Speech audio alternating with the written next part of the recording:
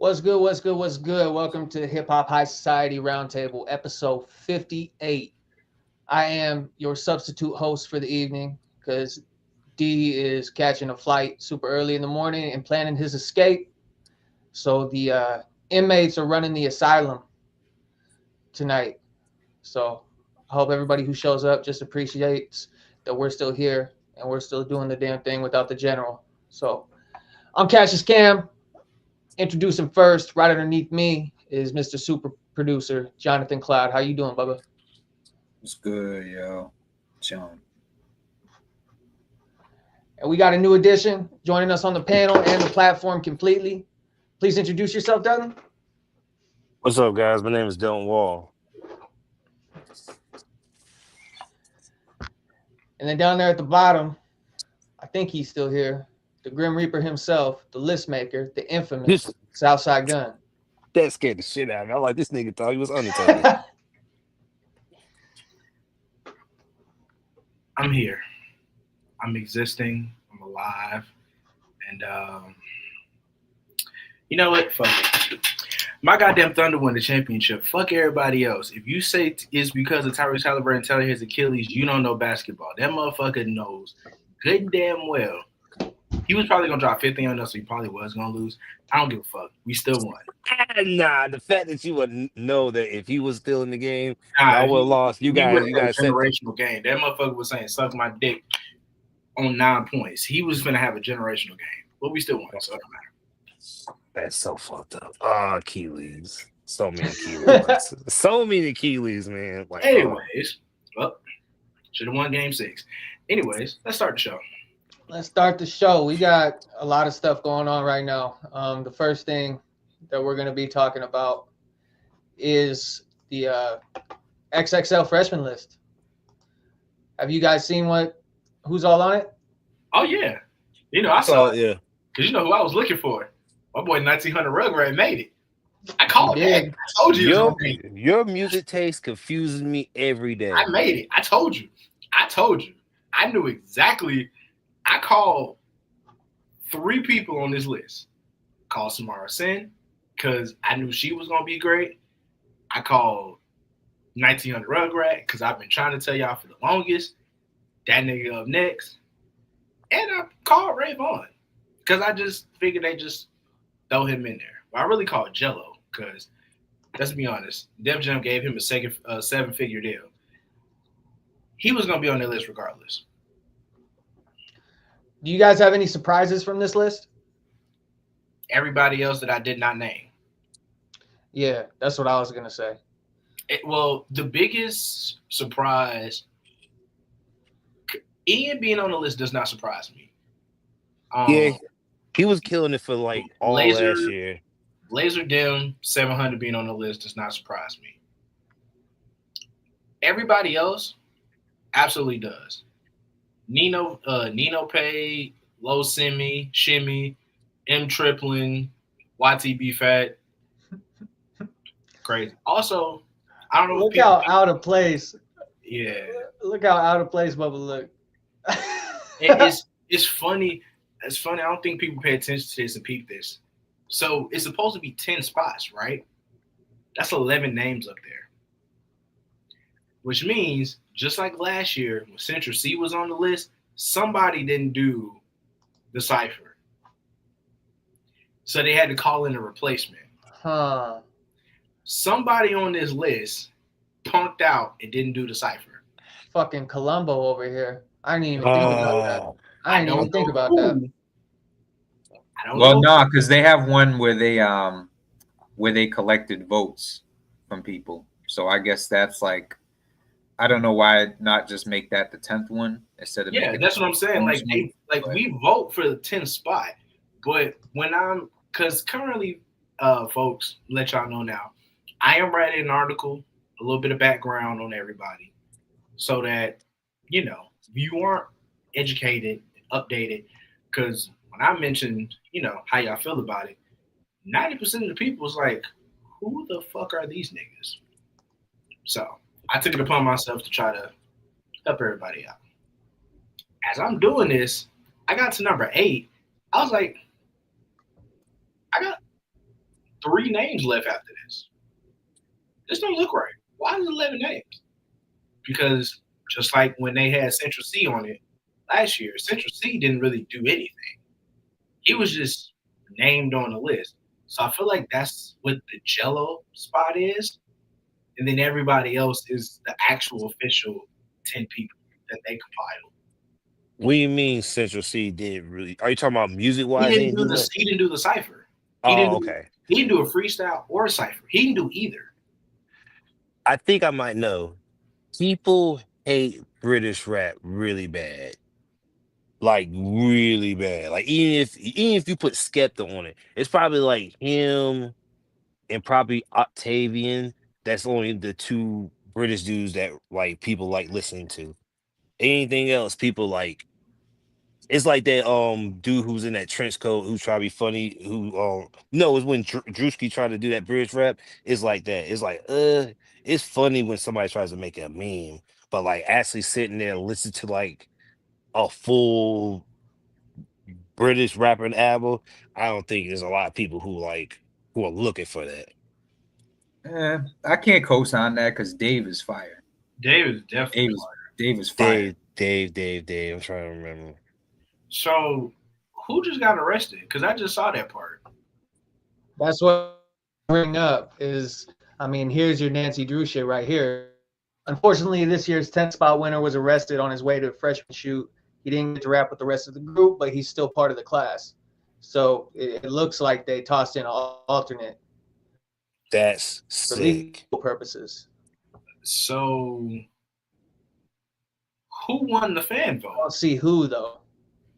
Because I'm trying to think who just got arrested. Because it was probably that MBK dude that was at the 10th spot that won that 10th spot. That was probably him. Yeah, whoever won the 10th spot is the.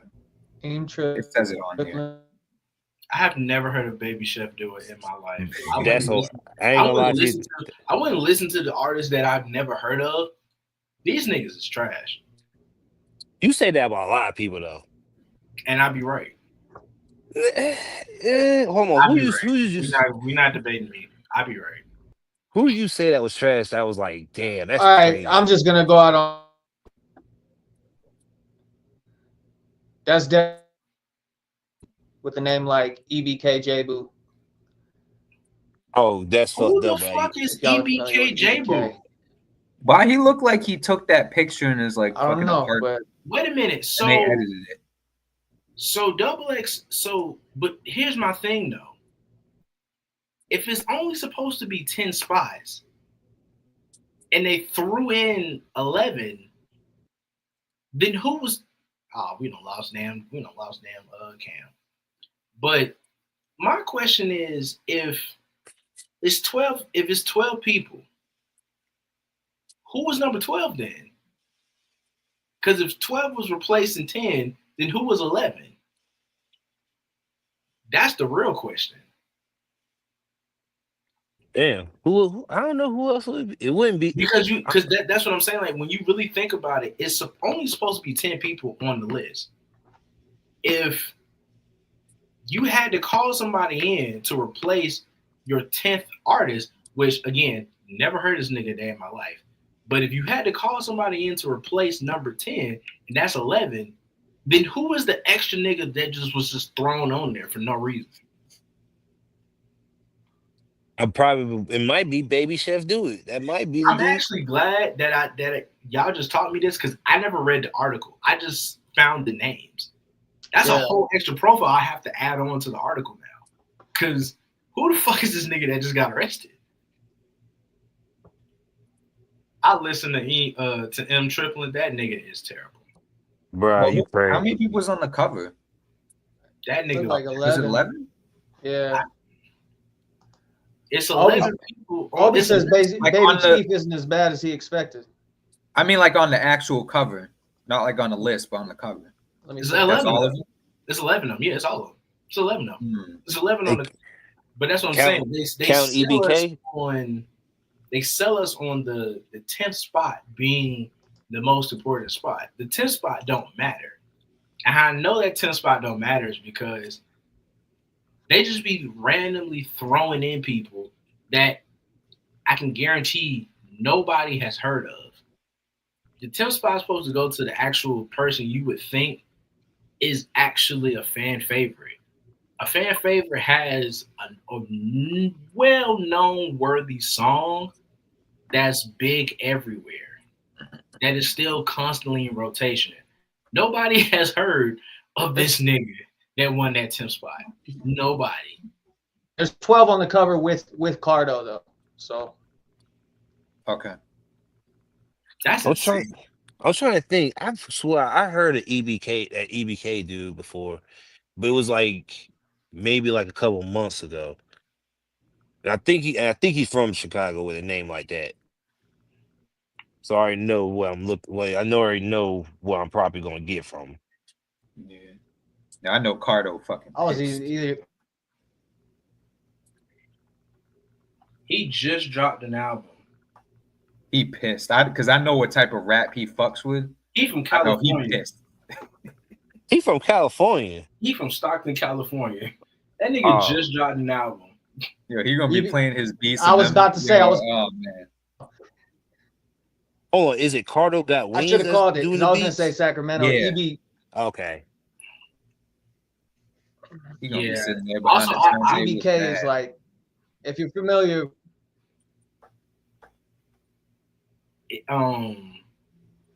when it comes to the production, I feel like a lot of these artists, because I've listened to them now, a lot of these artists probably won't be able to do anything with a Cardo beat.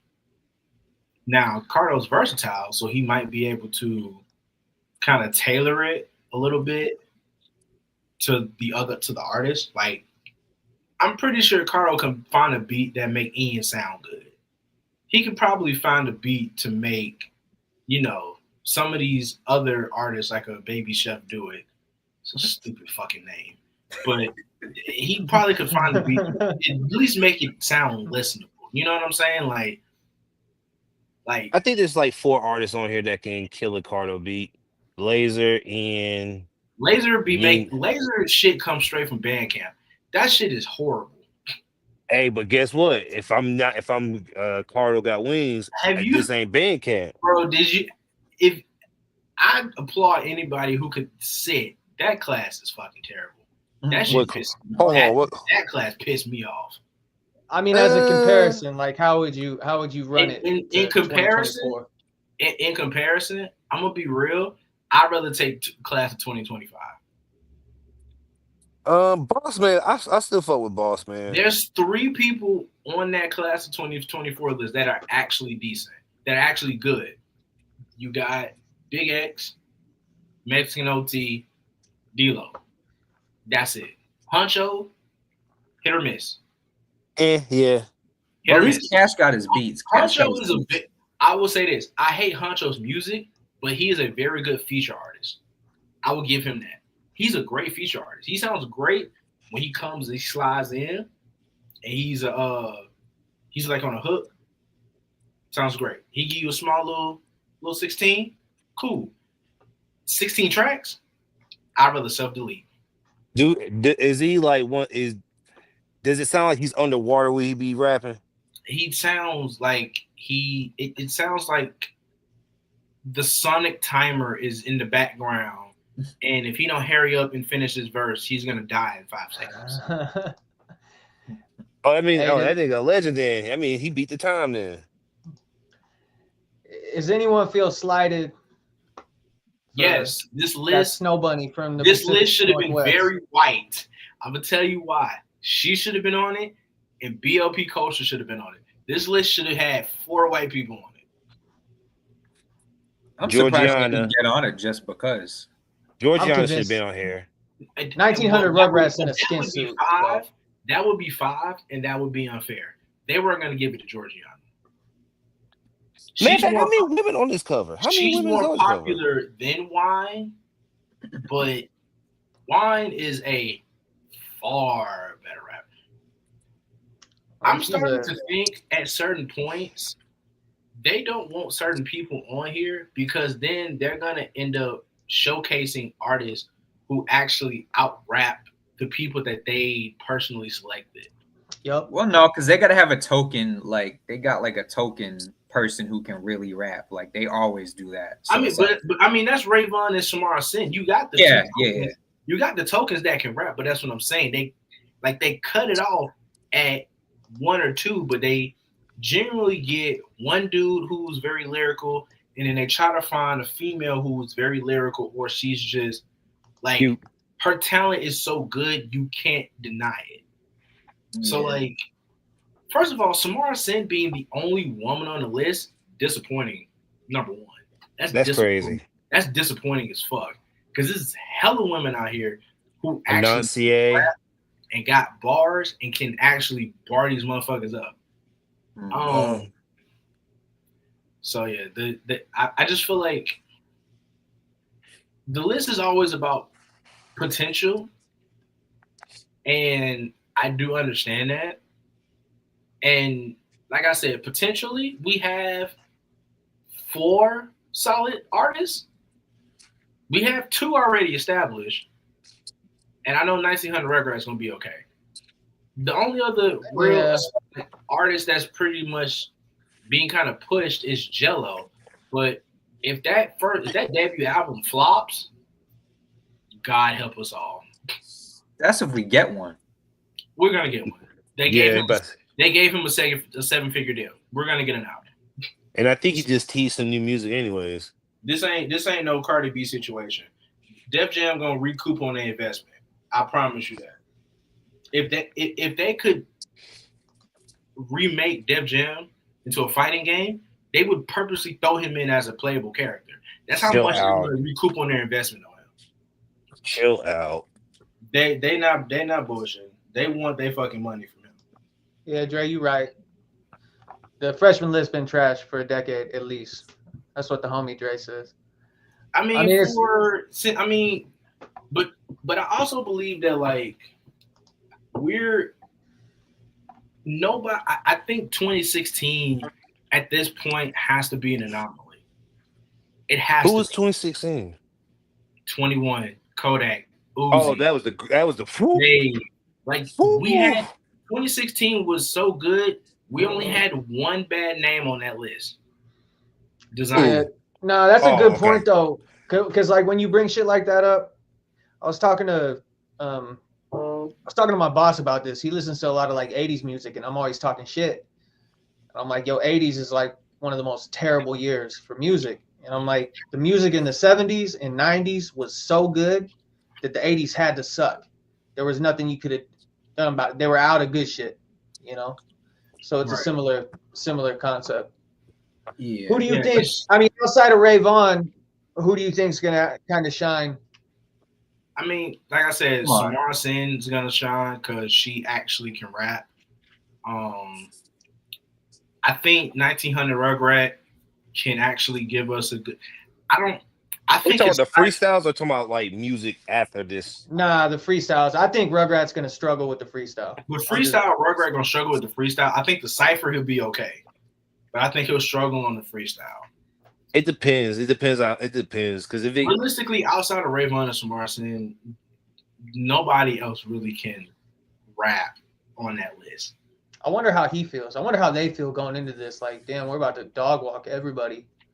It's gonna be a good look. Rayvon, I'm more worried about after the freestyle, after the whole XXL thing. Yeah, you can freestyle, but is the music gonna be good after the freestyle? Yeah. Rayvon just signed, so and he's going into it. He's going into it with like one of the best releases of the year so far too. So,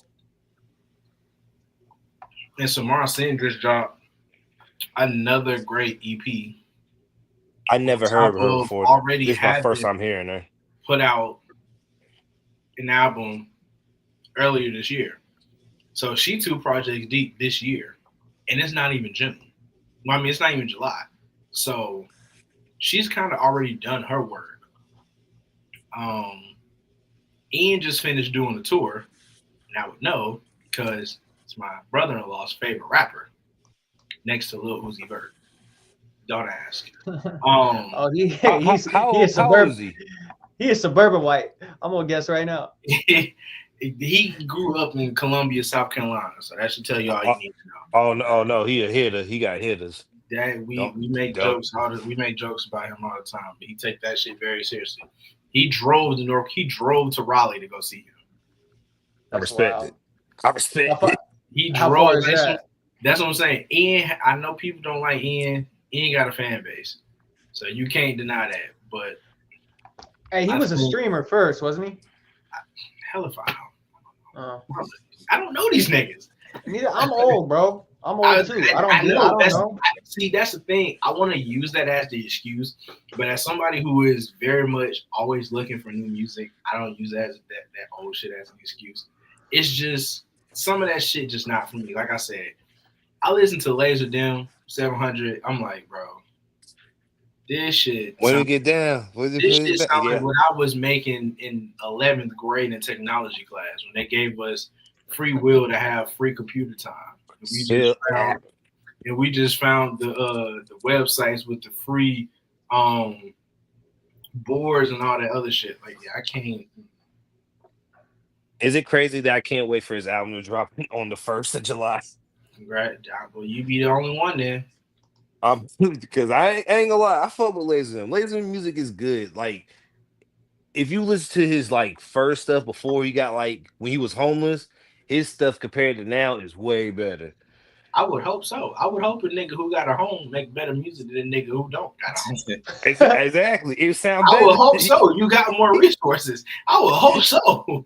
And that nigga, hey, he said himself, trap so old that when I play the music, the roof gonna fall on me. All right. Well, speaking of new releases, I think we really covered all that pretty well. Hop on over to the website, hiphophighsociety.com. We got reviews.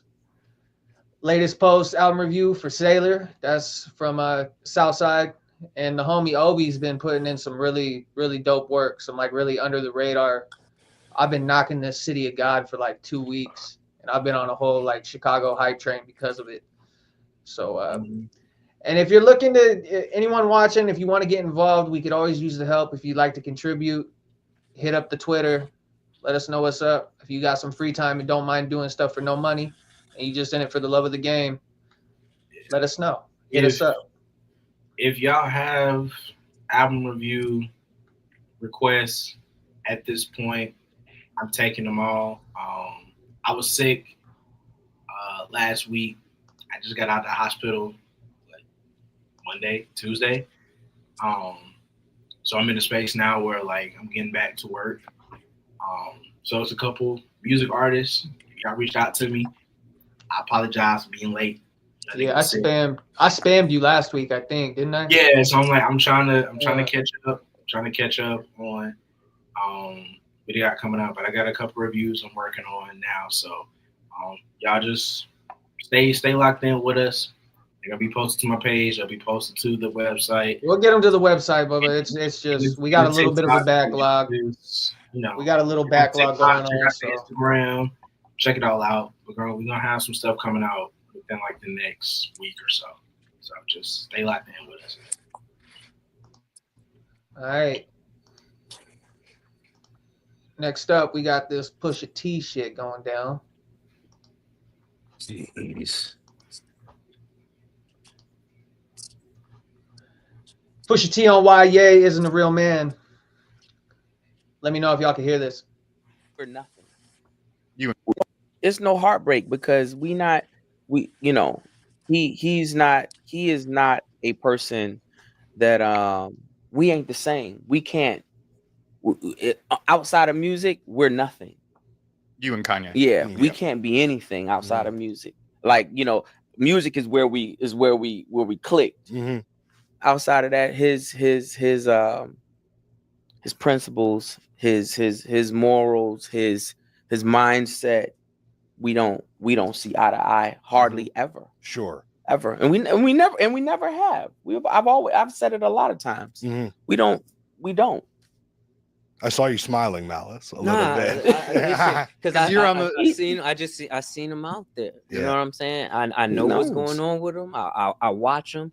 I watch him close. I watch him like my mom would watch him, and to know what's going on. And you know, my brother we come from just loyalty to a fault. You know, if you're my friend, you're my friend. You know what I'm saying? And I just seen him in the mix of people who I don't think reciprocated. I'm talking about, you know, through his career. You know what I'm saying? It's like, to me, he just looked like a lone wolf out there. You know what I'm saying? But, you know, still holding up his principles and his ethics and you know, standing on business the way he stands on business. Were you wanting to call him back and say you don't have to be the lone wolf? No, listen, it's good to be the lone wolf sometimes. It is good to be the lone wolf sometimes. Yeah, everybody knows. Yeah, it's no they sympathy. can see it. Yeah. That's how you move out here in this world. You know what I'm saying? If you're a man, that's how you if move. You're a man. Listen, if you're a man. If you're a man. Only if you're a man, though. Because if you ain't a man, you in trouble. You can't move like this. Yeah. Well, you gotta flip flop and kiss ass and do all the, you know, backbiting and you know, reality TV is mud wrestling. A wise man once said. Yes, it is. Of course it is. Of course it is. Kidding me? Now that you guys are back, you guys come on. So there it is. I always enjoy seeing Push and Malice together because you can tell like how yin and yang they are with the way they like approach shit. It's like Push was starting to go in, and then when they started talking to Malice, he was throwing a lot of bail. You know what I mean? Yeah. Before we actually dive deeper into this, I actually met Malice when I was like 18.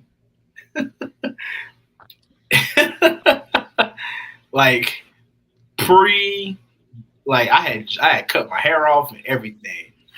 Like I've met Malice. Malice is a very, very humble guy.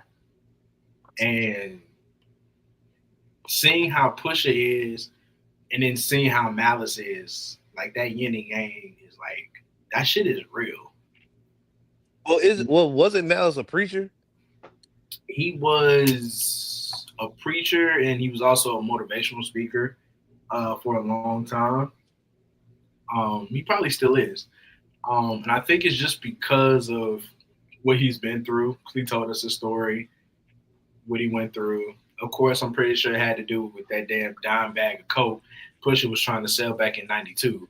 But, you know, it's just seeing what Pusha is talking about in regards to him and Kanye not really having anything in common outside of music. That's very factual. I mean, Kanye don't have a lot in common with really anybody though. In real life, like he don't. The motherfucker's just weird, and unfortunately, he's weird to a fault because most people can be praised for how weird they are, but Kanye uses that as sort of kind of like scapegoat. No, he uses that as more of an excuse for it to be a personality trait, and he lets that get him into trouble. So like him not taking medicine and him doing all the Hitler stuff and all that shit was nothing but him being himself, but he just wants attention because he can't get it from those people that he alienated with the same weirdo fucking behavior. And you start to notice something that's different when Kid Cudi stepped away and Pusha moved away. Jay-Z moved away. You start to notice that group of friends that he had, and everybody separated themselves. Like, what was the one constant? Kanye. And his weird-ass fucking behavior. You got Jay-Z out here performing niggas in Paris, and Kanye's nowhere to be found. That's heartbreaking. That's a bag you're missing. Beyonce's in Paris with her husband performing niggas in Paris and only having to do his verses. And then your name is just playing on the backtrack. Your shit just playing on the backtrack. That's it. Well, didn't Kanye say something about like Beyonce and Jay-Z's child and like other stuff? Yeah. But that's the thing. That's him being weird. He's doing that same shit again because he thinks that shit is going to get him. He cares more about the attention than he does anything else. As long as eyes are on him, it don't matter what he's doing. Case in point, George Bush doesn't like black people. Was that the time or the place to really say that shit? No. But why didn't he? I mean, that was one of the best things he ever said. That was the funniest. That's what I'm saying. Though. It was funny. But it makes sense. Though it was true. It was truthful. It was funny. But was it? But again, time and place. The whole Taylor Swift situation. He walked his ass up on stage. Now you right about that. That's a little far. Was it factual? Yes. We all know it was factual. But was that the time or the place to actually do that? No. Well, that's the thing. That was bullshit. But the thing with George Bush, like, bro, you need to be disruptive when it comes to that type of shit. That's what I'm saying. But you know what I'm saying? You need to be. It needs to be the wrong time. Person who's always going to be disruptive. He's always going to be destructive. He's always going to be, in a sense, he's that person where if it's 5 niggas on the bridge, he gonna be the one that so we not jumping? So we not jumping. Like, but he's that tone setter. He's not afraid to be that one to step out the box. And in certain cases, it's good. And in other cases, it's not, conducive to what a strong relationship or friendship should be because it pushes other people away. Yeah, well, not only that, like the more you act like that, I'll compare it to like drug addiction. If that's your thrill, if that's what geeks you up, you're gonna have to keep pushing further and further to get that same internal reaction. Which is how we got to the you know what I mean? So you start with George Bush, Taylor Swift, and then before you know it, you're making Hitler songs. You know what I mean? He's making a swastika merch. He has a swastika chain. Like a swastika chain is insane. First of all, what jeweler decided that shit was like? Oh shit! I mean, look. I understand. We all need money out here. It's tough. It's hard out here. Niggas gotta pay bills. Some money. Sometimes you just gotta say no to niggas. Yeah, but if Kanye West hits you up, I don't care, bro. You gotta say no. Sometimes it's hard to say no to a legend. That's what. No, it's not hard to say no to a legend. It's hard to say no to the probably hundreds of thousands of dollars he probably paid for that shit. You see, fucking damn near 10 grand sitting on the table, like, hey, bro, make this swastika for me. Bro, it's like when you see someone with a bad tattoo. Like one of my best friends is a tattoo artist. He'd be like, bro, you'd be amazed, but like the people that come in and what they ask for. Yeah. He's like, I turn people away all the time because morally I'm a good person. But then you see people online with bold, like that bitch that had, I mean, I don't mean to call her a bitch. That nice young lady that had Drake across her forehead. Y'all remember when that went viral? Oh yeah, that was wild. I meant to call her a bitch. That bitch is dumb. That was dumb. That was dumb. Like, that shit's crazy. No, but it's like forehead. Full. But that's forehead. what I'm saying. Like certain people, it's like he gets those dopamine factors from alienating those people, and I think musically, I'm not gonna lie, Kanye still has it to be great and do what's necessary to be a great artist. It's just as a person, he's a dick. Yeah, but bro, do you think there's something actually wrong with him? Like they're like actually. No, like he's bipolar. We all know this. Okay, because some people say this is just a gimmick. He's just like showing out. But I don't think so. He's definitely bipolar. He's autistic too, I believe. I mean, that's not an excuse. He's definitely on the. I thought he had like Asperger's or something like that. That's a form. That's a form of it. Yeah. That's what I thought he had Asperger's because I know. Wait, that's real? Yes. I thought that was a joke niggas was doing for Elon. No, that's a real type of autism. That's a horrible name. Look, for those who want to be educated on Asperger's, can't believe I'm saying this, but go watch the episode South Park. when Stan gets diagnosed with Asperger's on South Park.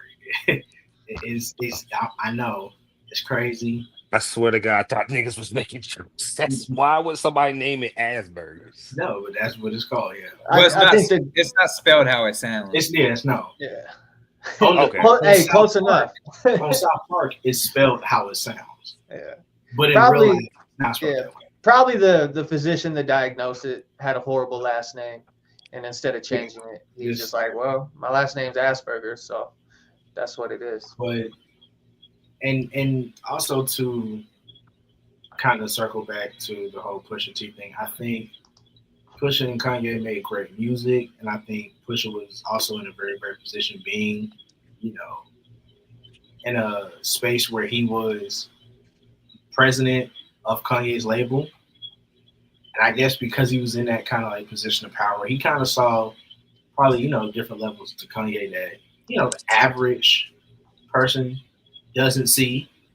So if a drug dealer say you tripping, you tripping. Well, all right, let's take a look at this real quick.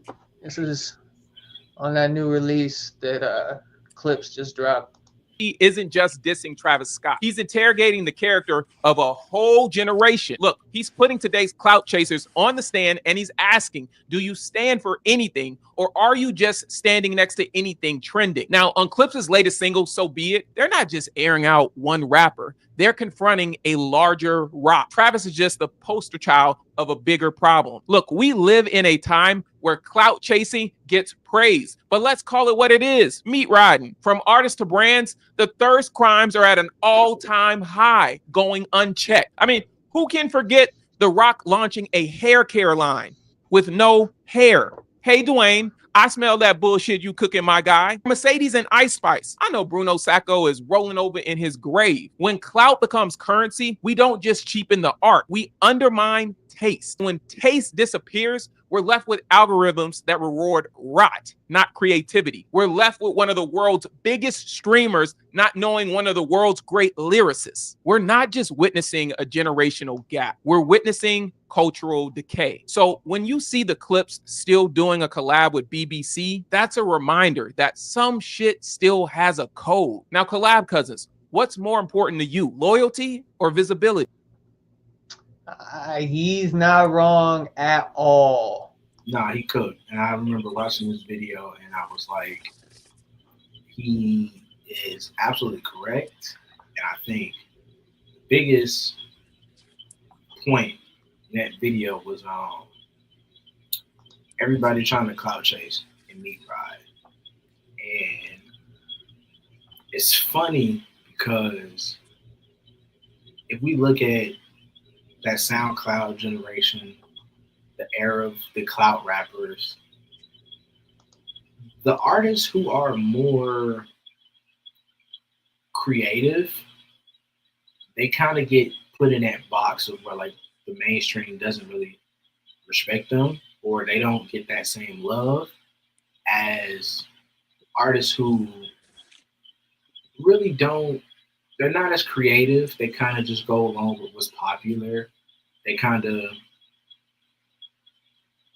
piggyback off of other popular acts and try to mimic what they're doing because it works for them. It's gonna work for me, and that's kind of like where we're at. Because we've seen it. We've seen Drake do it hundreds of times. Travis Scott does it. We look at damn near everybody on SoundCloud who used to be there, from everybody named Lil at this point to these other artists who just really kind of just like the ones that make the XXL Freshman cover. They come in for a nice cup of coffee. 2 months, you've never heard of them ever again. I don't know. I can't agree with the old dude. I can't agree with him. Now, yes, some people have become clout chasing, but some people, there is sometimes you gotta follow the trends. Now you can do yourself and be your own trend, but there's nothing wrong with following the trend as long as you make it better or try to exceed it. Like if you just keep it at the same level, then you didn't do nothing. But if you got on it and made it better, then yeah. Because if, like you said, all those littles from SoundCloud era, I all those guys were test runs to see who could make it through to the end of the race. Now all of them make it, but majority of them did. Well, not majority. I'll say like some did. Some are still on the SoundCloud wave, but I think it's just like how it's not as hard as it was back in day. It was hard to be a rapper. Now you can, if you get popping, you can be on the XXL Freshman, like you said, South. But it's still work to be there. You can is some people have to like do stupid antics to get there, but if those antics don't work, you just did for nothing. So it does take some work to, even if you do become like a clout chaser. Yeah, I get what he's saying, but also look at it like this: we got way too many unoriginal acts diluting the market. Like we don't have like how often do you think we'll get an album that is like what we got from Slick Rick? You know what I'm saying? With fucking Idris Elba making a house production beat. Yeah, I think what he was getting to is the aesthetic isn't attached to what it was originally. Like it's straight away from like what we know hip hop is to a point where it's like almost unrecognizable. You don't need the same aesthetic. Like when he was talking about clips being on code, and I was trying to make this point the other week, but I couldn't articulate it correctly, is that clips is going to be set no matter what, because the people that listen to clips aren't just there for the music. They're there for like that throwback, the aesthetic of clips that is just like how hip hop originated and what we like fell in love with. You know what I mean? Yep. There's no barrier to entry though. This is a direct consequence of that. There's no, you can buy a USB mic for like $50. And you're in. Yeah. And I think and to piggyback off what Kyle says, not only is there not really a barrier, there's not really, we don't have to do enough gatekeeping. Like that's the thing. That we don't shun or shame people for trying to make music and then sounding absolutely terrible. Like we don't do that enough.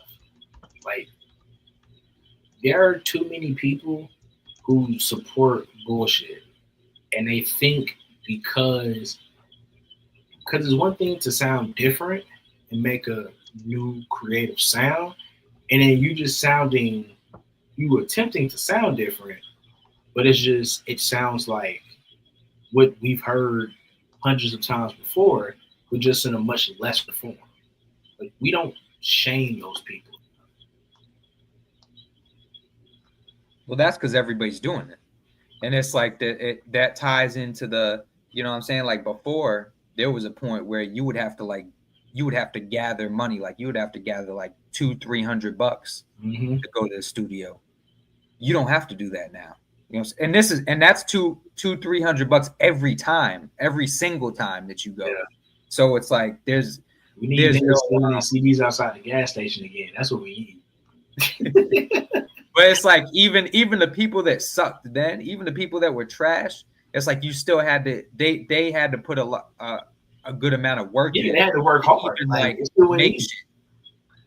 Yo, not only that, like you had to rap in front of people to even have like, for even people to gas you up at all, like, you know, you had to have people around you to tell you like, hey bro, like you're nice. You should pursue this. That shit don't exist anymore. People don't. It doesn't matter. All the cringe pages on Instagram should tell you that. Like if you go through the comments, like there's actually people there. Like these kids are fucking delusional. And it's not. we need to go back to the days of people just putting their music on World Star Hip Hop and letting them see the comment section of whether or not they shit good or not. That was a prime determining factor of whether or not you actually could make it. Yeah. Like, if your shit could survive World Star Hip Hop comments, you were good. You know? And that's back when people meant what they said in comments. Yeah. You know what I mean? Now it's all like, it's like laughy, jokey, haha, let's gas this person up because it's like an inside joke type of thing. And like that shit didn't exist, especially when I was young. Like when I even got into music, before I even like tried to do anything at all, like we'd go to like Section 8 parking lot parties and we'd have to battle. And people that like couldn't rap that thought they could, they got fucking laughed out of the party and they never came back. So what Cloud was saying as far as like the barrier of entry, that like to even pursue it at a level where people could even think you could do it, there's like some sort of like humiliation ritual that you got to go through yeah, for people to even realize that you could do it. You know what I mean? Yeah. I don't get humiliated now. I'm going to play this real quick. This is from 2 weeks ago, but it's still relevant to what we're talking about. I just thought it was disrespectful. I'm like, man, you know, we don't even want you here, to be honest. Like, we're not here to hobnob with any rappers. And I personally don't like rappers who don't rap. Right. Like, I don't want to hear that. Like, I don't want it. So, you know, to come and interrupt the session, to do something backhanded and backbiting, and not for nothing, like, man, I didn't have to put my arm around you before. You know what I'm saying? But, you know, to go along with the title, so be it. He does this numerous times. You know what I'm saying? He'll do it with his mentor. Right. Yay. You know what I'm saying? He was even instrumental in the whole beef now, the Like That verse. Right. You know what I'm saying? Egging that on. I don't want nobody who don't rap to egg nothing on. You don't rap. Stay out of rappers' business. You specifically stay out of rappers' business. Right. Don't do that. Well, that's some real shit. Yo, Hobnob is great. I ain't heard that in that. that was great. Hobnob. That was great. I agree with it. Yeah.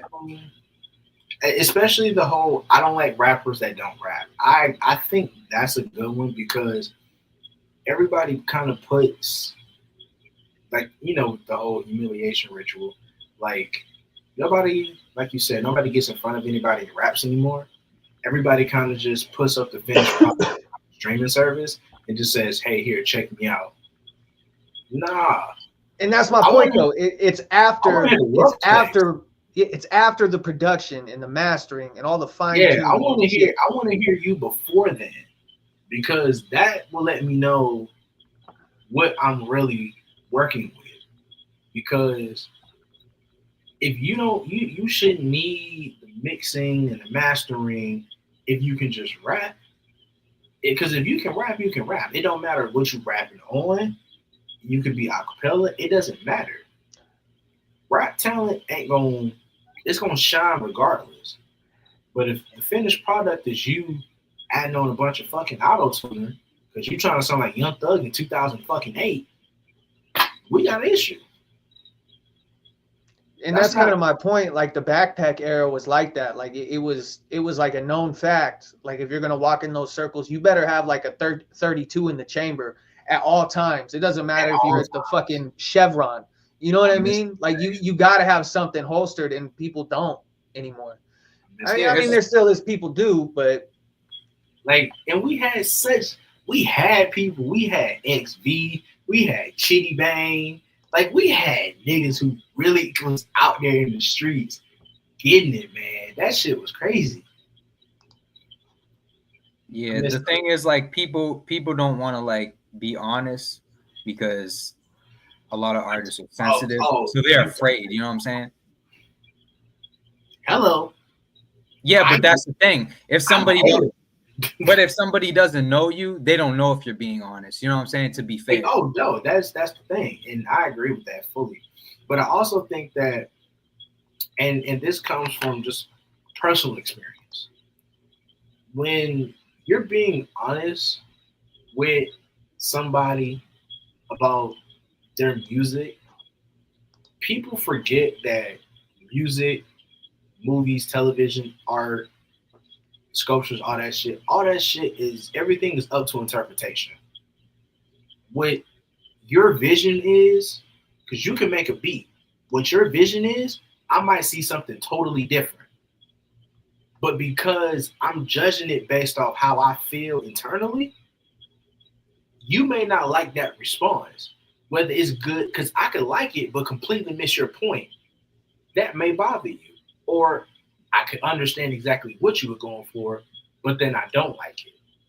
So in that sense, sometimes, even when you are being honest, it's all about people being able to really just dissect what's being given to them in the form of criticism. And we in this day and age, niggas do not know how to do that.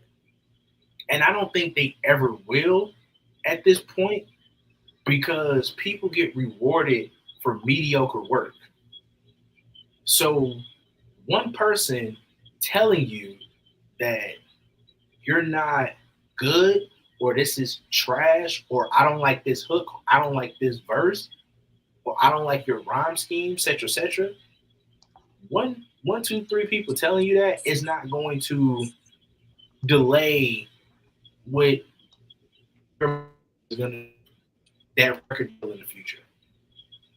That's just the overall issue with it. Because I've been honest with a friend, and then that friend got mad at me because I was honest with him. Oh, is that the one that made a diss record? Yeah, that's what I'm saying. Like, you ask us for an opinion, we give you said opinion, you get mad. Now all of a sudden, I don't have my own thought process, or you're making a diss record about me, but you asked for my opinion. That's the thing, though. That's why people are scared to be honest with their artist friends. And it's like, you shouldn't be scared, but it's like the first time in a minute, I got some, like, because I was with Ghost last month, and he hit me with the, yo, you need to sharpen this shit up, kid. Yeah. And I took that on the shit, like, okay, you know what I'm saying? I could have got sensitive about it, but you know what I'm saying? And I heard that in a minute.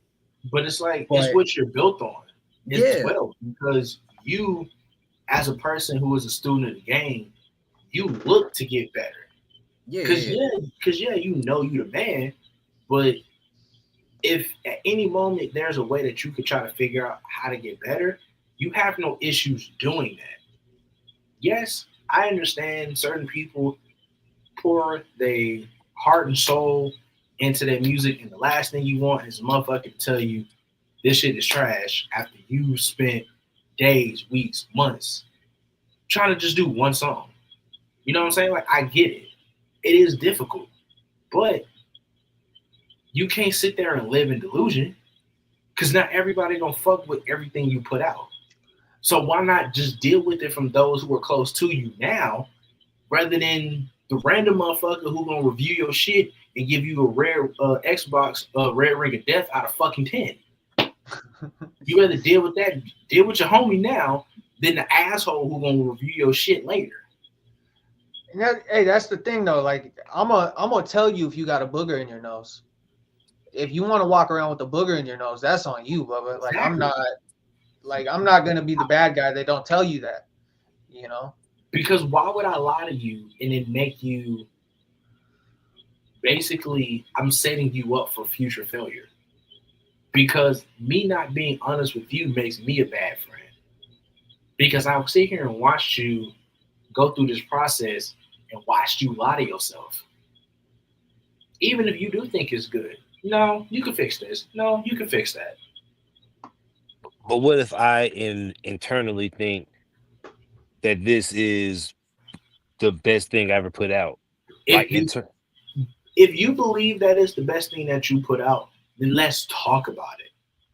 It's a difference between talking about it, working through it, and then being defensive. The difference, and this is how I know that certain people are different. I can talk to an artist like Booby Ludavelli who can be honest and be like, hey man, like I took your advice last time. Like I listened to this, and this. I went on ahead and I worked on this track. I worked on this type of hook, this type of flow. Even though I thought this song was good, you told me you didn't like XYZ. So like I kind of looked into it. Like having conversations about it, that's cool. But then you get what I would get is the fucking ASAP 12s telling me I don't know what the fuck I'm talking about. You don't fucking know me. How do you know I don't know what the fuck I'm talking about? Yes, fuck you, ASAP 12. Damn, you got beef. How many rappers you got beef with? We'll be here all fucking night if I actually had to count. Jesus Christ, bro. You like the good version of Academics. Part is, I'm not joking. Like I reviewed ASAP 12's album. First thing I got was a DM that says, I don't know what the fuck I'm talking about. Damn. But clearly I do because you the only ASAP member nobody knows. 12. I gotta look up. I think I know you talking about. So it's one of those things where if you want to have a conversation about it, if you believe that's the best thing you make, let's talk about it. But if you just want to be defensive and call me a bitch, then hey, all right, cool. When I start bringing up dead parents, don't say nothing. I'm glad you don't post your location, cause sometimes I'll be like, damn, this nigga. I'm in Atlanta. Nigga, you should be super careful there. Nigga. I'm not a hard guy to find. I'm not afraid of anybody. I do not care. I'm not a hard guy to find. You a brave one. You a brave one. I will not be. I will never talk crazy like that in Atlanta. Obi says, I gave knowledge to Pirate in 8.5 and he was pissed because I didn't know about him before. So I don't know the culture. DM rants and all. Some motherfuckers just can't take any criticism. First of all, that's insane. 8.5 is good. Yeah, that's kind of wild. I mean, he is on every Rock Marciano album, to be fair, but still. But there's so much music though, like to get upset that somebody ain't stumbled upon your shit. Yeah. There's so much music. It's just like, hey, yo. I mean, if I may, to piggyback off what Southside said about 12. 12 out of the ASAP mob is probably a guy that you wouldn't see. Yeah, is a guy that you wouldn't know. So him putting out project and a guy like you who has album review credentials sees your shit like, damn, I'm trying to get out here. And not saying that your review was wrong if you did, like you said, if you gave an honest review, like you said. I pride myself on being honest with everybody. And yeah, there are times that I do things out of the sake of being funny for everybody else because I don't take a damn thing serious. Which is probably my character flaw in life. But at the same token, I'm not afraid to if I'm gonna give, I give my favorite rappers scores that are not good. I'm still blocked by Westside Gunn, by the way. Bruh, no, cuz nah. Over a 6. What you give a 6? And then they pray for me. Oh, hell nah, cuz nah. Exactly. Nah. That was an 8 at least, nigga. Bro, but if you're familiar with Southside scores, like 6 isn't bad. A 6 is not 6 bad. isn't terrible. 6 is above average. 6 is like he'll tell you like, hey, this album's worth your time. Go listen to it. But I'm not gonna listen to it again. Bad. It's not anything lower than a 5 is starting to get bad. Anything lower than a 5.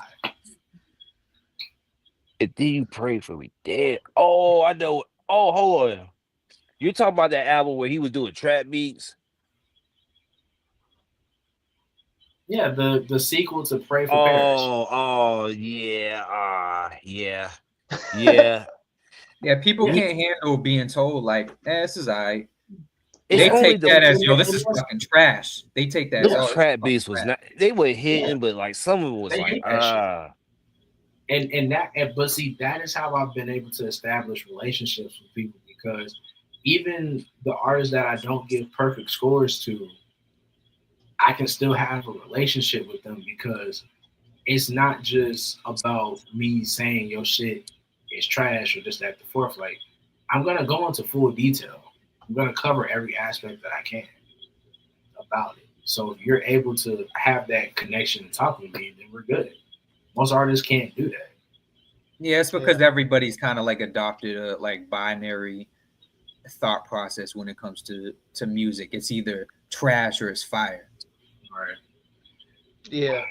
Let's acknowledge this bullshit that I see on the screen because I can't stop laughing. Well, no, because I wanted to. I'm glad that everyone elaborated on that because it leads right into this, and this is a topic that I was looking forward to. So I'm gonna play this right quick.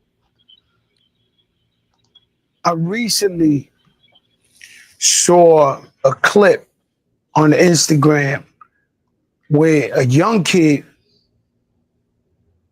was comparing you to Nas and saying that you got that's my young boy. Big hits. He's wild. Yo, he looked to you. He learned how to wear the BB Simon belt from you. He got his swag. Like, how crazy is that? Because in my era, you know what I'm saying? Nas is like a god. In my era too. I mean, so to be compared, let me that young kid out. Let me. He was young, and we loved that he loved Jim Jones. I want you to break this down. Let's break this down. I admired Nas, but remember Nas' first record, The Barbecue, came out when I was in 11th grade. Yes. So Nas was my idol when I was young. Like you did, came to dressing, the wordplay, the music, everything. I was a superior Nas fan. Period. I'd never take that away from him. But then as I got in the game, you got to realize that your rivals would be idols, and not to take anything away from that. I developed my own style and my own lane that these kids start to gravitate towards the same way I gravitated towards Nas when I was younger and things like that. It's a whole different generation. We talking about 94, 93. I was in 11th grade. Nigga, it's 2025. There's a big gap there, you know what I mean? And I want people to understand that. So when Shorty's telling people that, yeah, he's 20-some years old, that goes to show the part of the era that he's in that I came into light and started going crazy that these kids love me. They don't really know who Nas is. If he's 22, he's born in 03.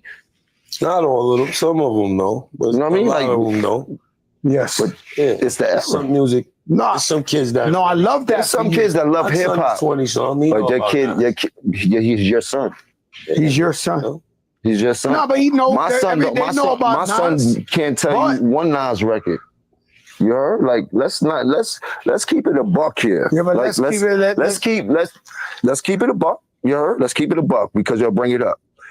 There must be some type of misconception or what's that word when it comes to Jim Jones and what Jim Jones have done in this game. A lot of these rappers, we made them take the darkies off. A lot of these rappers have done a tremendous job, and I take nothing away from them. But they forget I got a hell of a catalog. Me, Jim Jones, myself, gold records, platinum records, gold albums, platinum albums. No, me, Jim Jones. No diplomats, no nobody else. Me, Jim Jones. Check my track record. Then check everybody else's track record. Then go to the billboards and check all my entries. Then check all them niggas' entries and shit like that. And I'm not taking nothing away from nobody.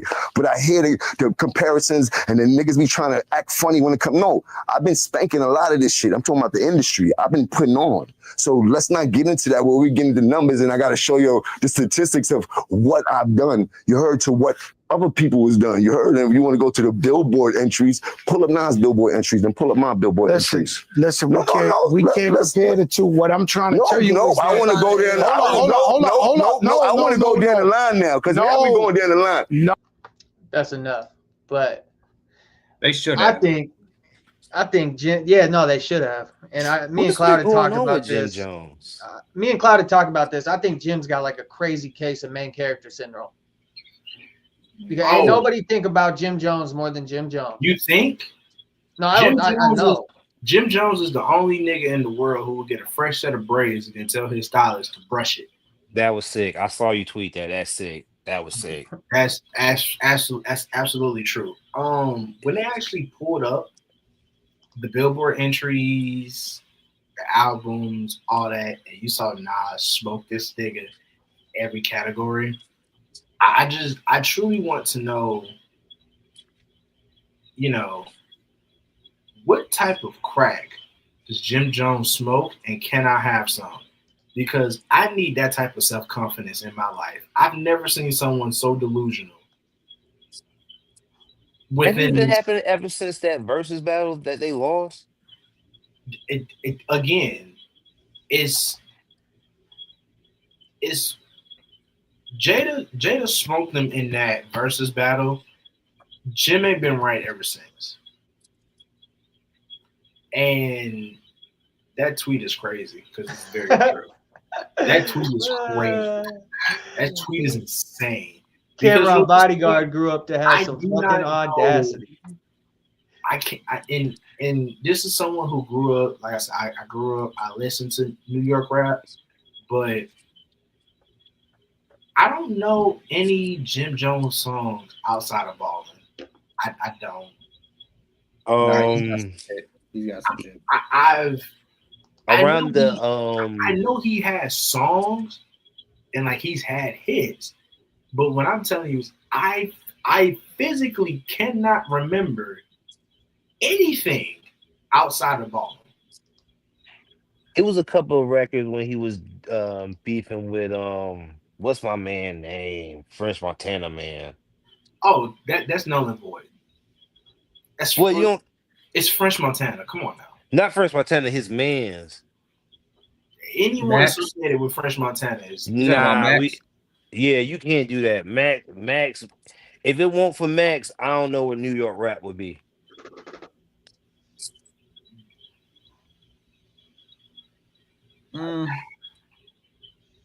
Let's hear what we can get back in the frame. Let's hear what Jim Jones Nas got to say. I think personally, all you need to do is just either one more MC, and I don't think no MCs will step to you after that anymore. Period. But it got, honestly, I can't, like, if it was like Jim Jones, imagine putting a pen to paper to write about him. Even so nice about him. How did you do that? What's the first sentence? What the fuck do you write about him? I'm not anxious to hear Jim Jones diss record. Like, I'm like, yo, the niggas that used to have a nigga a little nervous was like B.I.G., Pop, right? Even Cannabis, like Eminem. The niggas used to have you like, if we go at it, dog, we gotta go hard. You know what I'm saying? But these niggas like a Jim Jones, like I respect you getting your money. You're like exactly. Right? MC-wise, you're not respecting his lyrical game right now. I respect his hustle. I respect his hustle. That's about it. And that's from 2005. My man would be going out in public fucking twisted. Like he's got some legendary fucking drunk rants. After that, I had to pull up on Nas. You think part of this is that kind of brewing for fucking 20 years? But why? Nas I ain't never heard Nas speak not once. Yeah, but he sent him a song, bro. Yeah. He sent him a record. I'm talking about in the recent. Oh, go ahead. Yeah, no, this is recent. This was like a few years ago. I think this might be kind of like, oh, you not fucking with me? Like it kind of resurfaced those old feelings. You know what I'm saying? I mean, I think this might be New York back to its normal roots of one for all for one. Which I didn't mind because, like, everybody's when New York start getting friendly, niggas really didn't really put out any music. Shit, I haven't heard a Fabulous song in about a decade. I don't know, bro, because I don't think people are friendly now, and I don't think it's ever been like that.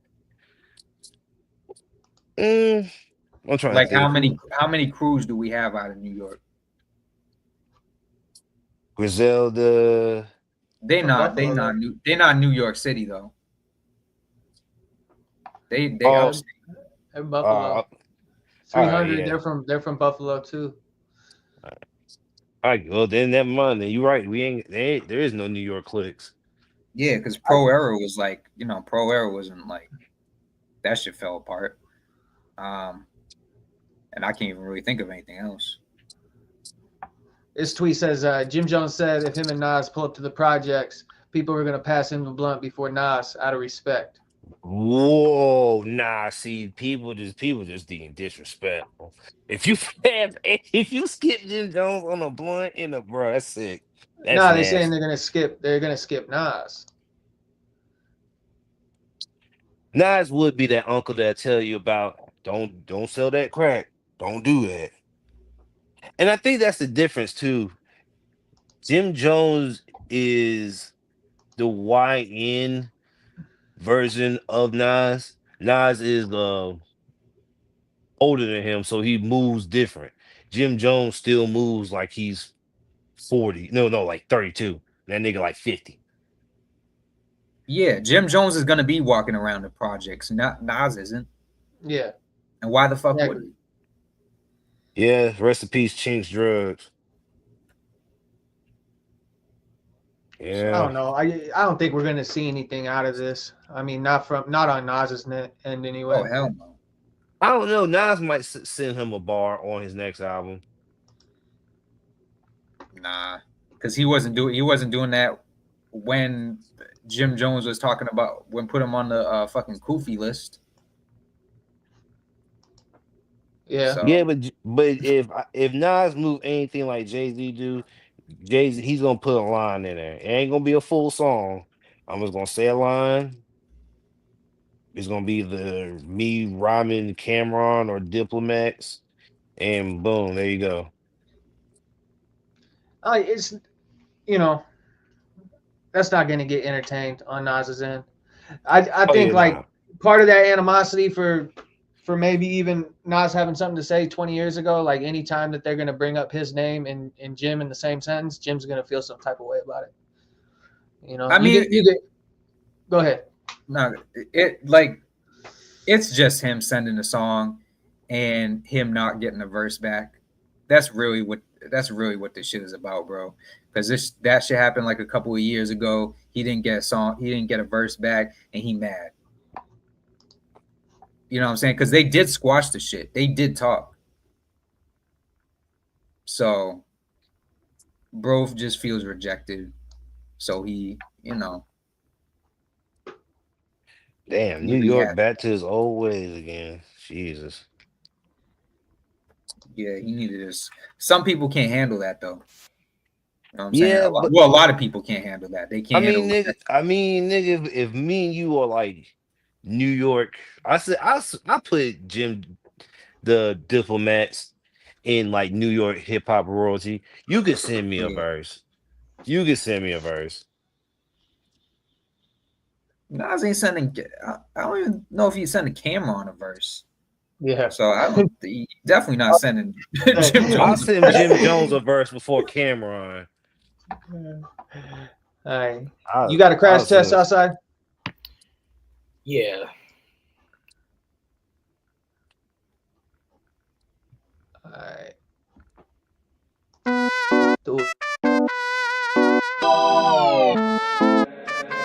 Hey, Dad.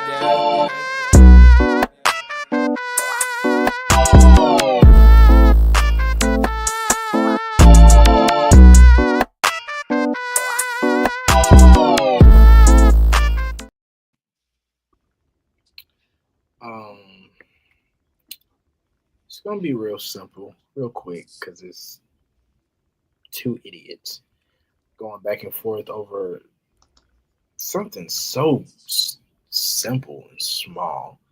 Don Toliver and Kim Horseman beefing over Yeet, of all people. The details of the argument seem very. It seems very trivial, I guess. Maybe because Ken Carson doesn't want to be, lumped in to, I guess, like a group featuring Yeet. I guess he wants to stand out as his own man, even though he's a Playboy Cardi disciple. And Don Toliver got wind of the shit, and it's just two niggas arguing over something that don't even need to be argued about, and they look dumb, especially when Kid Carson bought up Kali Uchis. Like, why are you bringing up the nigga baby mama for? Like, what? This man said you are the worst thing that happened to your baby mom. What? The man that's the that. okay. But that was, but it's only because that's fucked up. It's fucked up. It's childish. It's lame, and they just need to cut it out, both of them. So that's it. It's been fairly tame. Oh yeah. Fuck you, Math Hoffa. Damn. I don't like you. You's a bitch. You will always be a bitch. You will forever be a bitch. And when I see you in the street, I'm smacking the shit out of you. Fuck, nigga. Did he drop a new song or something? Yeah, Don Toliver, Tom Oliver, whatever his name is, and Ken Carson should just crash into each other. Essentially. Yeah, they're idiots. And then I hope Math Hoffa crash into a fucking wall. All right, next up we got. I hate that nigga so much, and I severely do. Like, I feel like this is a running joke, but I'm like dead serious. Like, I cannot stand this nigga. Well, I mean, the show's over, bro. So I mean, I thought he got a new studio. No, bro. Everybody left. Everybody's gone. Everybody's gone. Damn. That shit's over. Ain't no damn studio. That man in his garage. All right, next up, we got our Dub or Dud submission.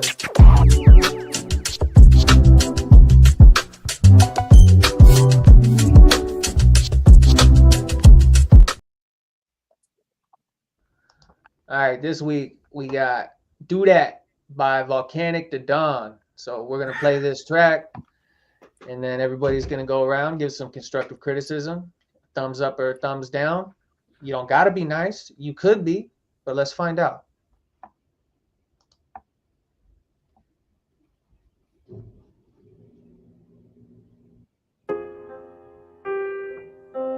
Yeah. They like how you do that. We do it. We do it. do it. Yeah. Do it. Damn, do it shit, nigga. Look here, do it. We hit the plug, we do it. We get them drugs, we do it. Do it. Straight out the bowl, we do it. They like how y'all do that. And when they see them diamonds dance, they like how y'all do that. Brand new jag, brand new swag, they like how y'all do that. Do it.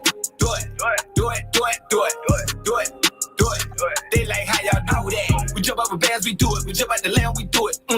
Straight out the can, we do it. We cut on the fan, we do it. We get the packs, we move it. We get them gas, we shooting.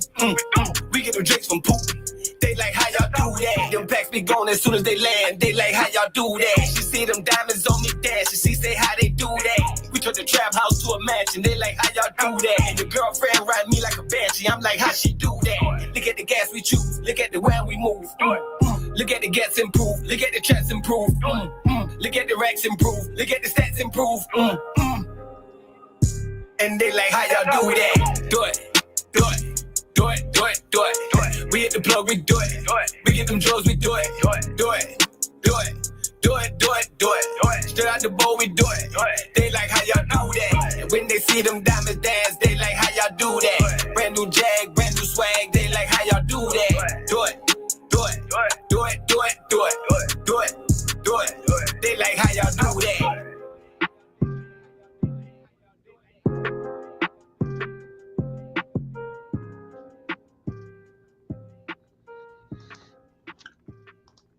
All right. So I'm gonna start with Jay Cloud.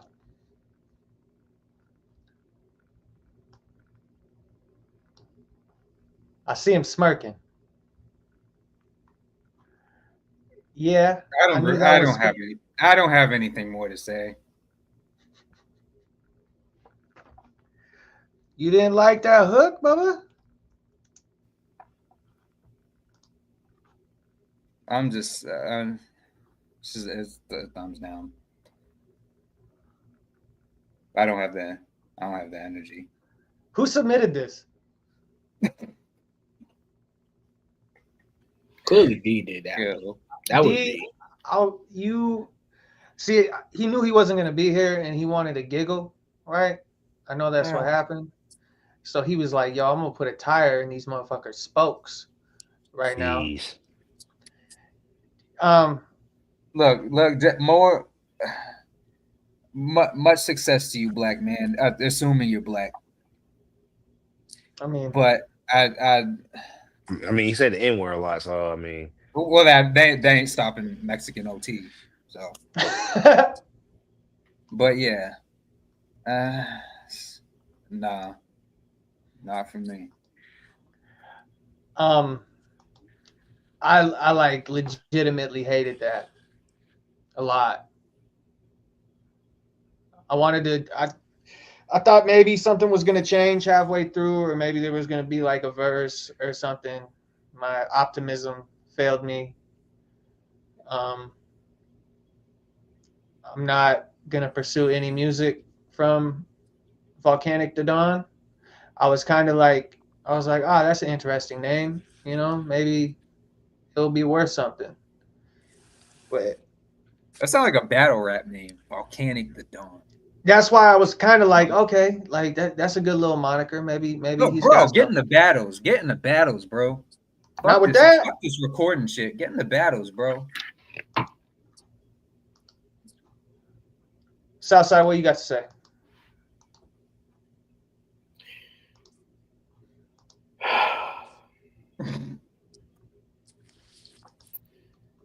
You know when you play Crash Bandicoot and you get the TNT stuck on your head and your thumb hurt and you can't get the damn box off and you fucking explode? That's what it feel like listening to this. It just felt like I had no choice but to hit play, and I didn't enjoy my experience. It just felt like it just blew up in my face. Like, I'm gonna be completely honest here. The hook was terrible. The production was terrible. The overall flow was terrible. Lyrically, trash. There's not a single redeeming quality that would allow me or anybody else for that matter to actually enjoy this song. It need to be burned. I don't know if anybody ever knew when Kevin Garnett told Craig Sager, God rest his soul, burn his suit. Take his suit, burn it. Them shoes, burn it. Them socks, burn it. Burn it all. That's what you need to do with this song. Burn it. Every aspect of it. All your equipment, your microphone, your headphones, your laptop. Burn it. Don't get away from it. Burn it. We gotta start vetting shit, man.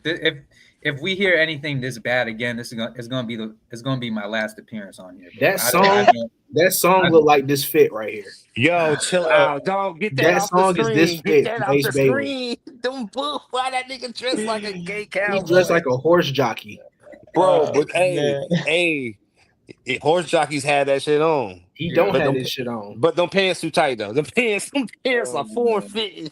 That song is literally this outfit. No. Are his pants in his boot?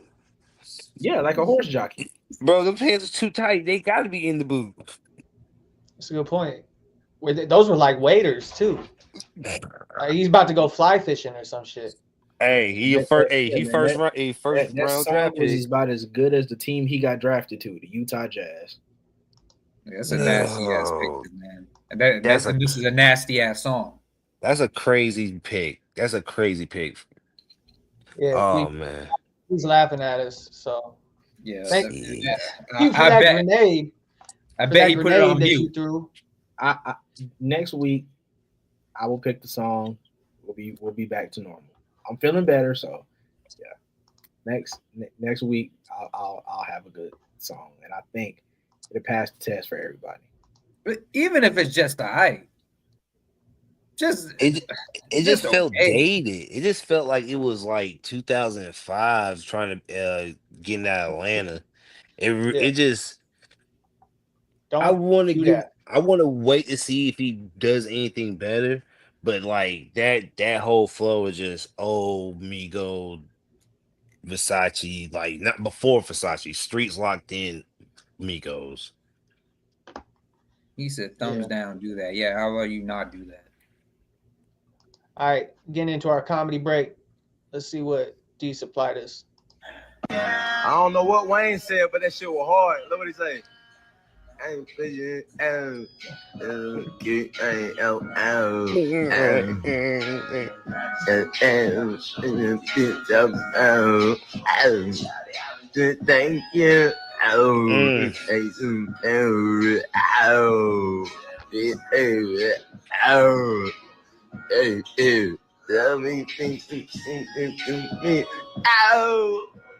Main squeeze.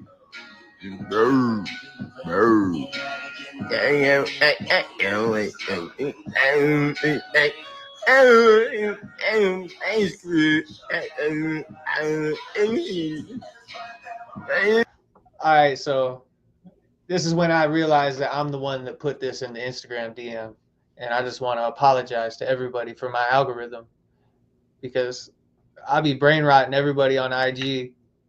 That went on too long. I know. I don't know why this is why I be ignoring motherfuckers, because that right there is why I be ignoring their messages. That's exactly why I don't be saying shit. I be ignoring y'all because y'all be posting some shit that's gonna fuck up my algorithm, and I'm not trying to hear that. Bro, my shit's bad, bro. If you go into the group chat on IG, it's like 90% me, and it's because I developed a habit out of fucking up other people's algorithms, because one of my main bubbas did it to me, and I feel I gotta pay it forward to other people. So yeah, it got a little smirk for like 5 seconds. If it would have been like 10 seconds long, it would have been perfect. It would have been like the perfect little. It would have been the perfect little video. 49 seconds of that, absolutely. That's 49 seconds I'll never get back. All right, we got a discussion topic that I kind of wanted to get into is the organic connection of watching an artist's growth part of the reason viral artists crash and burn? Oh, excellent question. I would say yes, because personally, watching per se an artist like a Larry June kind of make his way through the game and see how impactful he has been, and then kind of getting that validation as a fan, and seeing him when he made it to the Breakfast Club, like that was kind of like, no pun intended, but that was actually organic as fuck, because you saw how much work he put in, the albums he put in. He finally got that mainstream recognition, so I thought it was great. And it's hard to really invest your time and effort into these viral meme TikTok rappers, because they kind of just pop up out of nowhere, and like they don't, like there's no substance to them, and there's no backtrack. It's like you can't really go back to like their back catalog and all that other stuff. Like there's nothing to go back to get to know them. You just only know them from that one hit song, and then it's just like, what else is there to you? Whereas you kind of feel a connection when you see a smaller artist, and then they kind of get that mainstream attention. Yeah, it almost, you feel vindicated in a sense. Yeah, that's a good point. Let's listen to this little snippet that I had to do my own artist development. Yeah, you know what I mean? Like, I can't imagine. There's a lot of these artists, they get huge and they've never done a show. Yeah, like Lil Nas X, I remember. Yes, that's the one that comes to mind too. I'm like, damn, bro. I like what Olivia Rodrigo did. Yeah, she was going to smaller rooms. She did smaller rooms. Her fans were pissed, but that was the right decision. Mhm. What should this girl do who's never done shows like that? She should come out the gate and do fucking arenas. Do you want her to collapse on stage? Yeah, exactly. You know what I'm saying? Yeah. Like, it's nerve-wracking, It's just bro. you're just setting the person up for failure. If you do Yeah, that. bro. Like, I remember when 1,100 people might as well have been 20,000. Sure. 1,100 felt like scary as fuck. Yeah. You know? So I'm glad I didn't skip the steps. And I think it gives fans a point of connection because they're like, I remember when you were doing 300 people in Houston and now you're, you know, it's cool. When fans can be invited to come along on the journey from the ground level, they're going to fuck with you way harder. That's a really good point. And I forgot the artist that Jelly Roll was talking about this. It was a while back. I forgot the artist he was talking about, but they were in contact with him because he was helping out like a younger artist, and they were trying to like strike while the iron was hot and get this dude out to like start doing huge like arenas and venues and shit. And Jelly Roll pulled him aside and he was like, "No, Bobby, you need to go like to these little like local bars, clubs, county fairs, like little stuff. You got to go get your reps. Just like if you're like in stand-up comedy or anything like that, like you got to go put in some legwork so you got to be able to know how to like redirect. If the show starts to go wrong, you got to be able to like get that shit back on track. You can't try to figure that out when there's 20,000 people. That's an insane hurdle to jump if you've never done it before." And what's funny is that happens a lot more often than we know, because these no-name artists or these meme viral artists will get thrown on a stage of like a Rolling Loud or Lollapalooza and completely will lose the crowd, or the crowd will be completely disinterested outside of the one song that they do know. And there's no pulling that crowd back in because they don't know how to deal with a disinterested crowd. They don't have an opening act for them that's just like getting them riled up, getting them rowdy, getting them happy, getting them warm. Like, there's no, you are the opening act. You just been given a big platform, but you're the opening act, and you can't even get the crowd hype. You can't get motherfuckers on your side. And that shit happens way too often. Like, people think it's a bad thing to go to a theater. Why? What's wrong with that? They want that money. They want all that big money first. But that's the thing.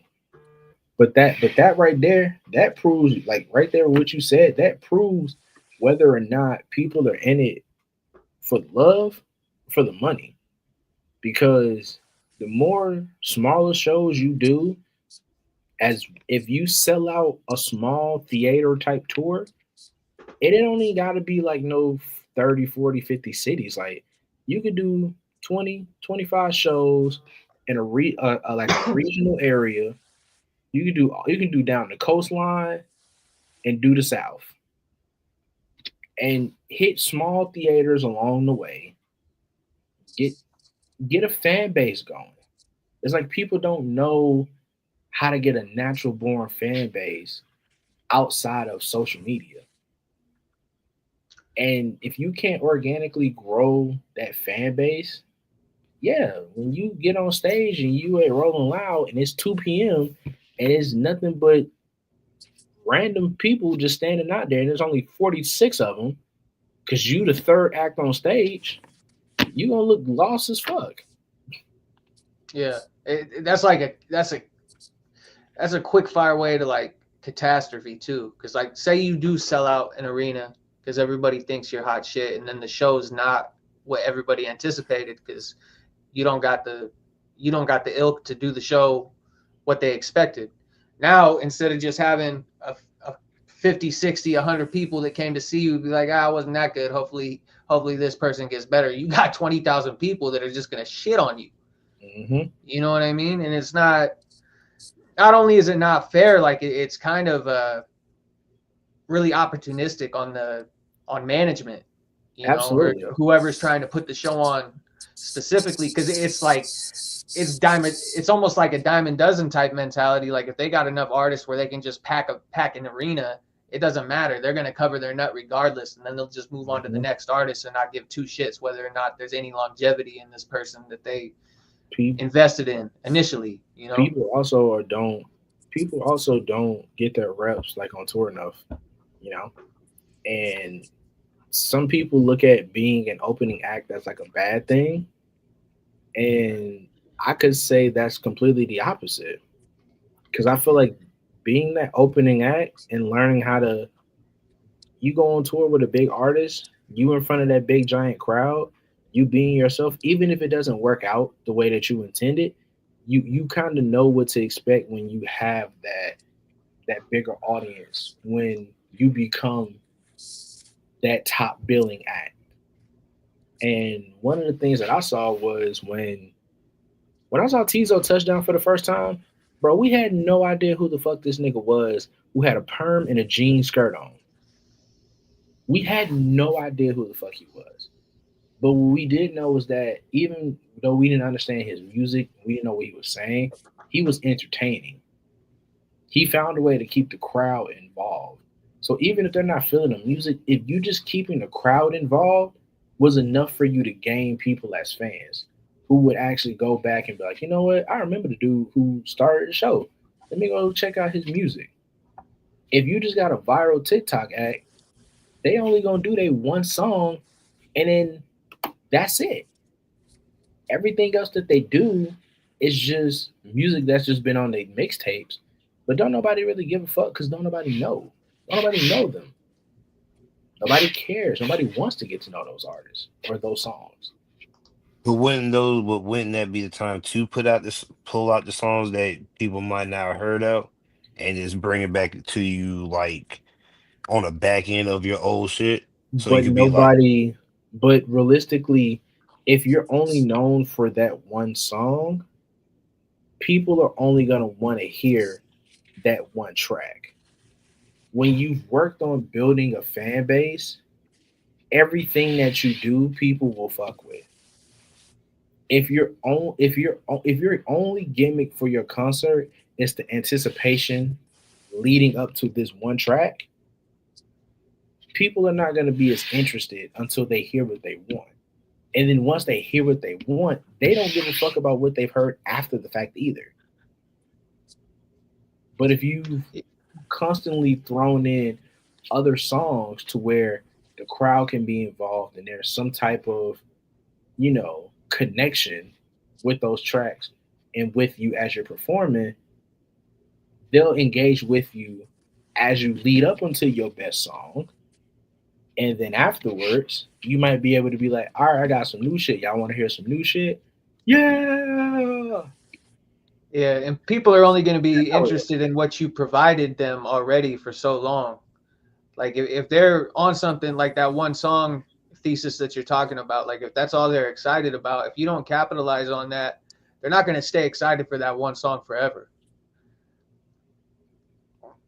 And it's just it's a bad recipe. Like you want people to be excited for what you plan to provide them, not what you already provided them one time, you know? Our next little discussion topic is about this young generation being soft. And I don't want it to be a thing where like your podcast get, you know what I'm saying, attacked. I love the thing of like us when we was young, a thing of therapy and all that. It didn't exist. I love that. I love that for us to be able to be like, yo, you know what? I may need to go talk to somebody. You know what I'm saying? Mm-hmm. That's cool. The other side of it is that nobody want to tell these kids that they soft.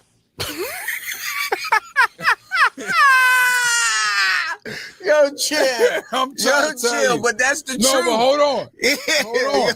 hold on. I'm with them every day. So, at the same time, you can have somebody that's empathetic and understand real generational trauma, real trauma that comes from so many different angles. I'm with them every day. But you know what happens? I get a 19-year-old that the little amount of discomfort is traumatized. It's traumatized. No, you're uncomfortable. Yes.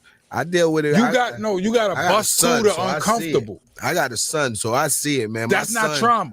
Yeah, the uncomfortable is not trauma. No, man, it's just you uncomfortable, man, and it make them soft. Right, and no.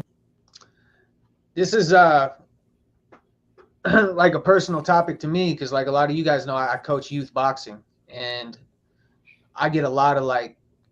Part of our program is we coach. Like kids from the reservation, underprivileged youth, like we finance it all ourselves, take donations. A lot of these kids come from fucked up homes, like homes that I came from.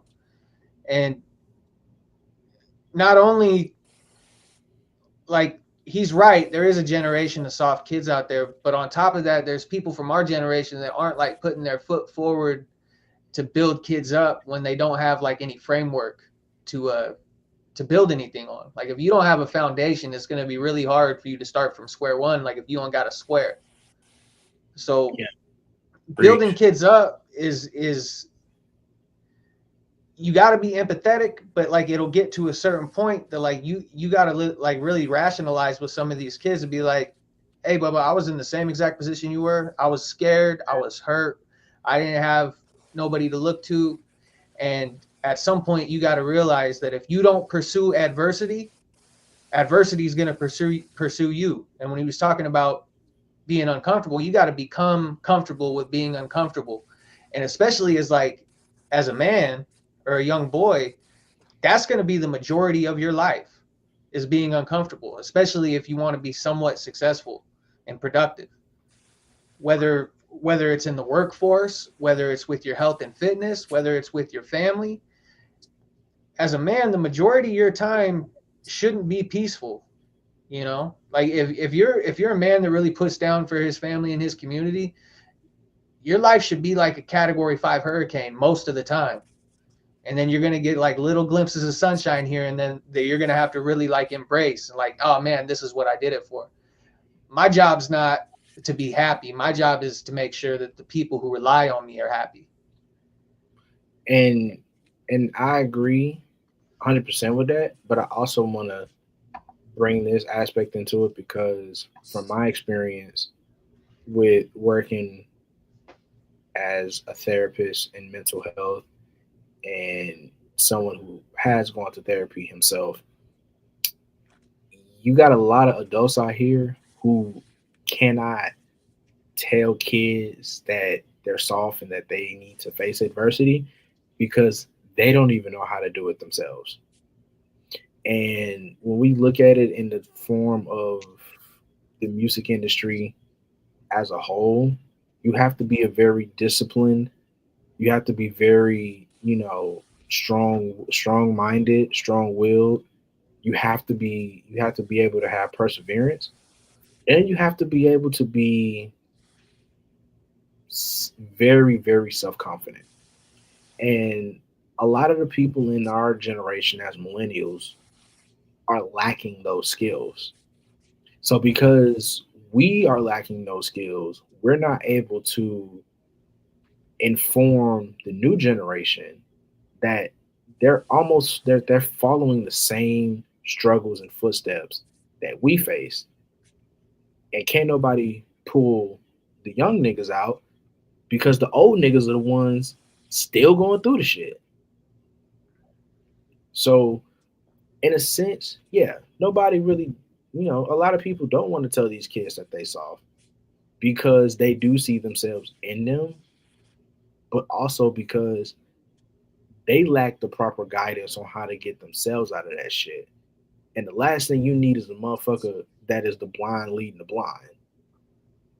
Because that's how you consistently end up with mediocre and just you end up with mediocrity.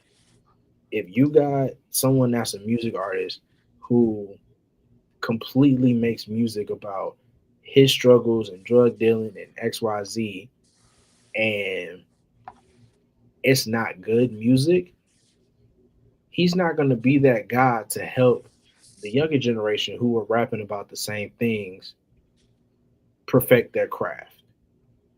He don't even know how to do his own shit. You think he gonna be able to go back and teach somebody else? It does take a strong individual like yourself, Cam, to really be that beacon of hope for the younger generation. And a lot of niggas just not built for it. So while I do agree in the sense of, yeah, it is gonna be most niggas who don't know how to, tell kids they soft because nobody wants to tell them because they want everybody to think it's just life is just gonna be okay. It's not. They afraid of that Category 5 hurricane. It's also niggas who stuck in the hurricane with an upside down umbrella who looking like deer headlights. They don't know what the fuck going on. That's really just that's the real big problem.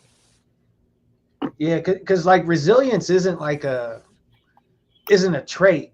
Like it's a muscle. It's something that you have to exercise on a daily basis. It's just like when you do the things you don't want to do, the things that normally you don't want to do become easier to do. And like these are just things that I have to do, not things that I want to do. And it's trying to relay that to like an 8-year-old kid that's got alcoholic parents at home. They're not eating much. It does take a village. It really does. And I think it all stems back to like, as far as like communities are so fucked up right now that there's like no village mentality anymore.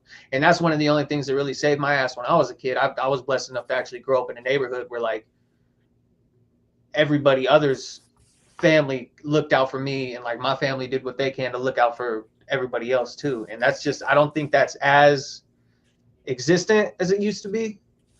And I think that's what's going to lead a lot of people to call a lot of these kids soft and like there's no hope for a lot of this generation, which is complete bullshit. But as much of that is true as like it's been watered down to where kids have like an easy escape route through social media and technology and everything like that, people of our age and our ilk need to have some wherewithal and take accountability for, like, you can't shit on that generation and then not do anything at all. Like, you don't have, it's not cool for you to be speaking on that shit if you're not doing anything to fix it.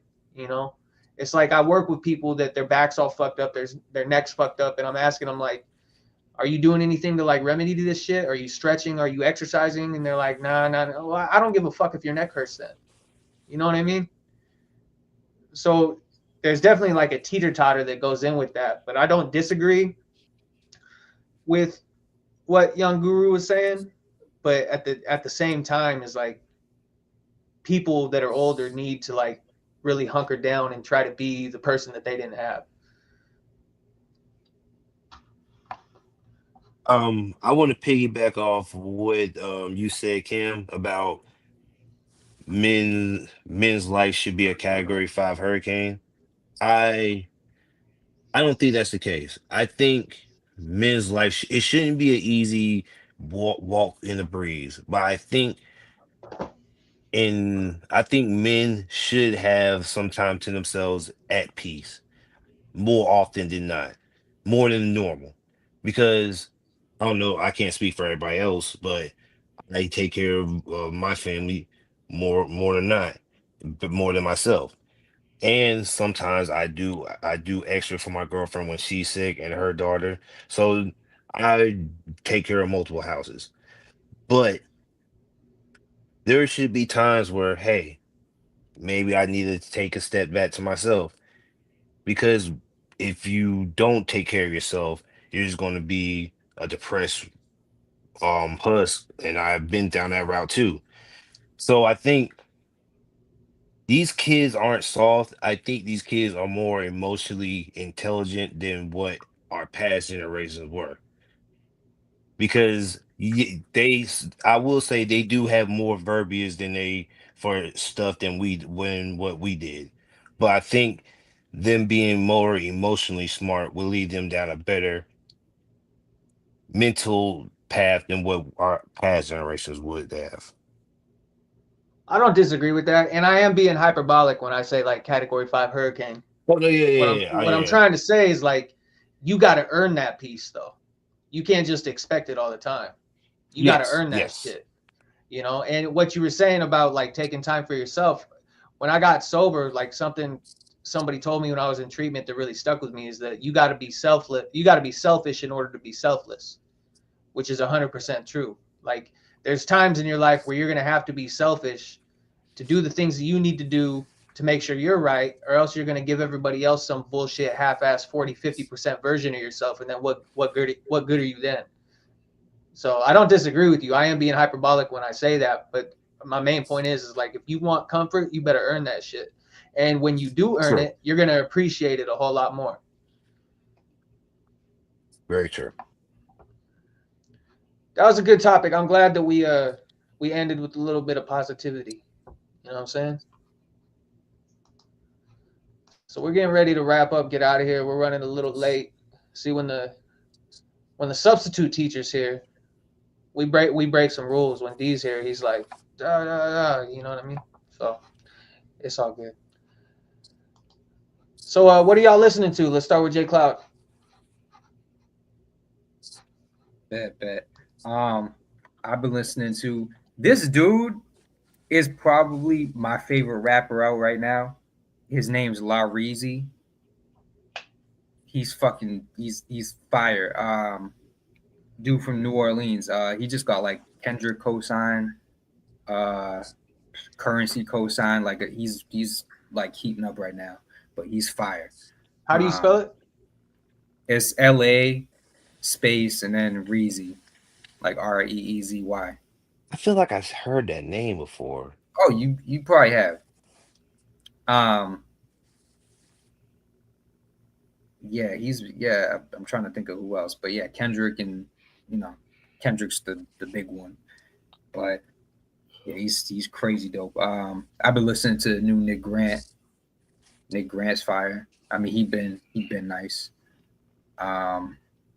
Yaya Bay, her shit's dope. Her new album. That Blue in August Fanon. Little bit of Charles Hamilton. And yeah, that's pretty much it. What about you, Delton? What you been getting on your spins lately? I've been mainly listening to Boldy, James, and Mac Hami, I think is his name. Yeah, Mac's nice. Yeah. We're all huge Mac cosigners here. Well, the only reason I heard him is because I saw a West Side Gun feature. I was like, oh shit, West Side Gun's on there, so it must be hard. And turns to find out it was. But I've been trying to get back into listening to Boldy James because I heard it was him and Nicholas Craven on the album, and I was like, yeah, I'm probably gonna still listen to Boldy James forever after this. And I'm trying to get into listening to Freddie Gibbs.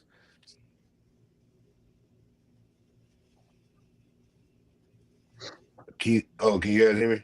Yeah. Oh, okay. Yeah. But yeah, I'm probably gonna listen to Alfredo again because I never heard Alfredo before he drops Alfredo 2, so I could get a gist of how good it was before then part 2 comes out. Okay. Southside's his face is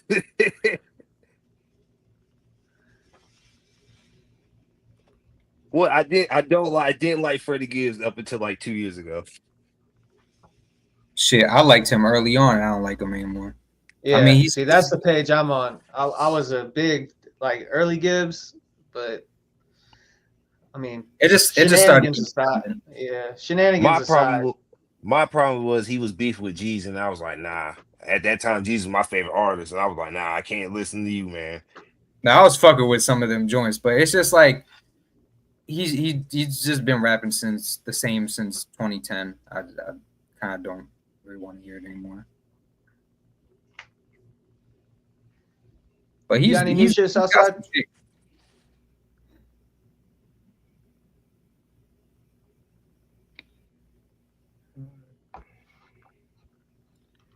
All right. Is it my go? Yeah. Well, let's see. Peggy's Peggy got his masters, so he released Veteran, the director's cut. So I thought that was fire. Um, Sabrina Claudio's got an album, Fall in Love with Her. Migo in America by Bash for the World is pretty dope. I Oh probably want shit. to review on that. I feel like it shouldn't waste my time. So I enjoyed it. So quick review, 6 out of 10.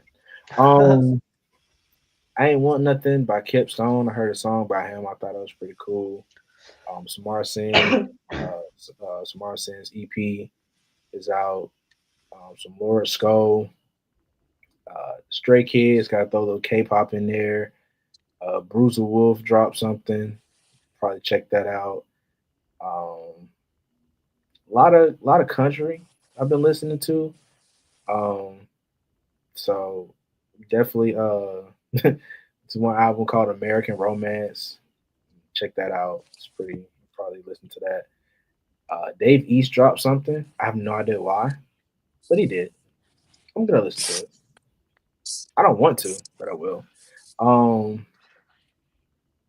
Keke Palmer dropped a project. Just Keke. Keke Palmer.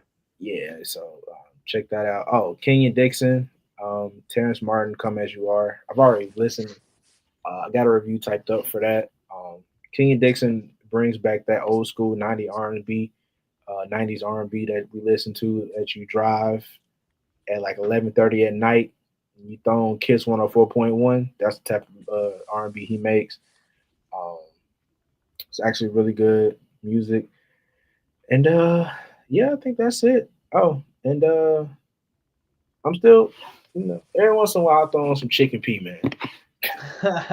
I throw on some Chicken P. Chicken P actually, his shit inconsistent as fuck. He hit or miss sometimes. Sometimes he got a hit.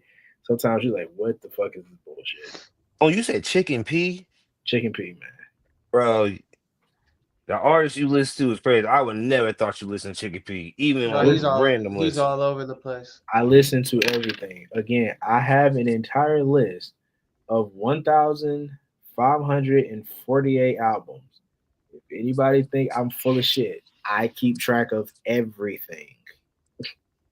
That's wild. I've been and we're still in June. I know. Not even half. Well, yeah, just about halfway. We're literally not even fully halfway through the year yet.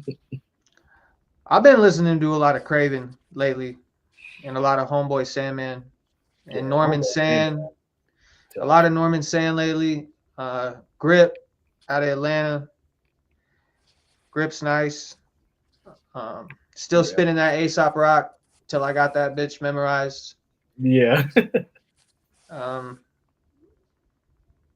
And then the Obi did that review on I Am God, City of God, and Ill City, and I've really been enjoying that, and I've been diving into his whole catalog, so I'm stoked on that. All right, we about to wrap up. What's everybody got going on? J Cloud, what you working on? Not much. Me and Boog just cooked some shit up. But mostly I just been making beats and all that shit. But yeah, the joint with Jadakiss Fear is still everywhere. People been running it up, so yeah, go check that out. Dylan, what you got going on? Probably record my podcast episode sometime this week before I get bombarded with all this new work at my job. I feel that. Southside, you guys reviews dropping this week or next week? Already halfway through. Yeah, I'll probably have. It's gonna be, to be quite honest, it's probably gonna be mostly R&B. With Sabrina Claudio, Kenya Dixon, Terrence Martin, and then Keke Palmer. So it's probably gonna be mostly R&B, probably some country thrown in there. So yeah, that's what's going on. And just want to give a quick little shout out. I had my little mentee. For everybody, man, Men's Mental Health Month. Please, if you know somebody, you're not feeling it, talk to somebody, please. Yeah. I just lost seriously. a very, very, very, very good kid, good friend, 17, not here with us no more, and it hurts. So I'm not gonna go drink my sorrows away. I'm actually gonna talk to my friends, and I'm gonna hop on Tekken and whip their ass and feel better in the morning. Yeah. So please, check on your friends. Even if they don't answer the phone call, man, send them a text. Talk to your friends, talk to your people, check in with your people, love them, hug them, all that you can do, man. Yeah, and check on that friend that checks on everybody else, because a lot of times that's the one who need the most. That's the dude that needs it the most. As far as me, I'll be getting some reviews up to the website and getting caught up with the backlog. And other than that, it's menoforder.com/CassiusCam for all your fitness needs, workouts, supplements, whatever you need. Come holler at me. So on behalf of Hip Hop High Society, thank y'all for joining us. Got 135 in the room, and it's been a pleasure. And we really appreciate all y'all tuning in every week. So we'll see y'all next week. God bless.